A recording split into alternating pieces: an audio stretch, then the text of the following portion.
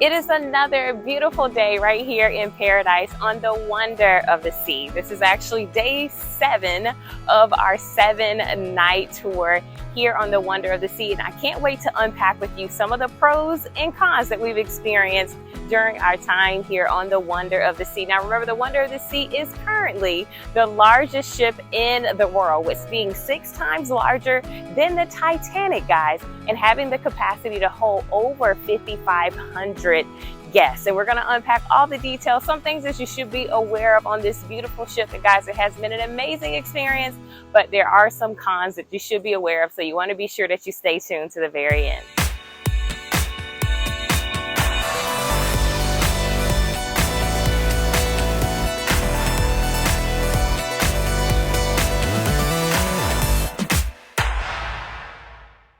It is a gorgeous day at sea here, and we're going to dive into some of the pros that come with this wonderful ship that we've experienced so far. So I'm going to put on my shades though, guys. It's a little sunny, okay?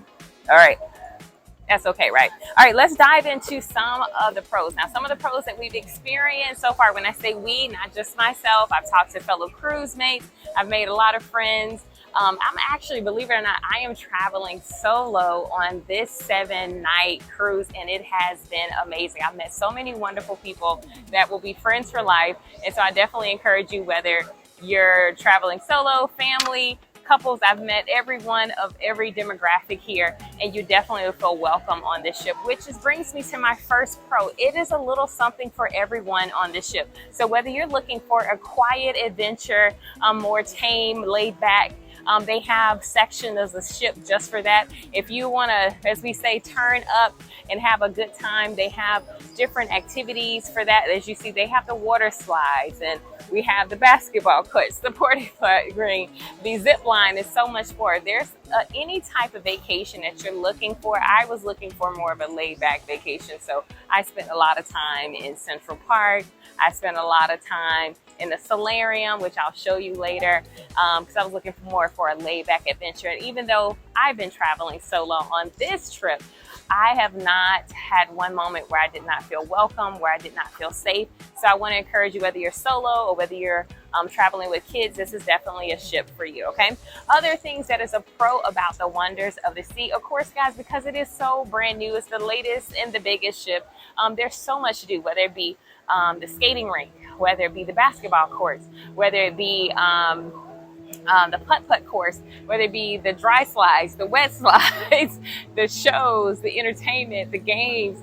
There's something for you to do all times of day, no matter what. So it's something for everyone. Other thing, because this is the latest and the biggest ship, of course, it is so clean. Like, it is super clean. It's hard to find dirt. When I tell you, they thoroughly clean this ship every day, all times of day. There's somebody cleaning, wiping down something, picking up something. It is so pristine. The carpet doesn't have a stain anywhere. It is so pristine. And they've actually put in different stations to help. You know, have you seen those things on the news where like there's something that breaks down on the ship and everybody gets sick? They actually put hand washing stations at all the places where we may have to serve ourselves. That way encourage people to clean their hands. That way we prevent transfer of everything. The level of service is just with the Royal Caribbean brand. Of course, they pride themselves on having great customer service, but that has definitely been a pro of my experience here on Royal Caribbean. Just, the staff greeting you with a good morning, making sure you're having a good time. It has definitely been what I call the Ritz-Carlton experience, as far as even one night I slept too long after an excursion, wore me out. When I got up at like 3 a.m. and I just walked in Central Park. Down here, this big atrium part here, that's Central Park down there. My favorite. I'm going to take you down there to do the cons, okay?